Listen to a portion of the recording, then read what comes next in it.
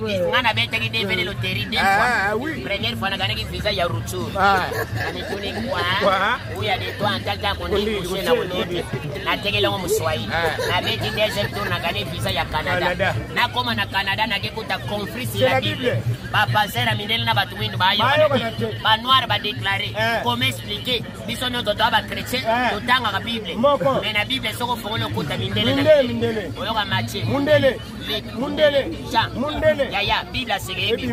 Eza peno fongoli boy kabo. Oui, évoluer, vous cassez avec lui. On continue, mandiang ou pésécal.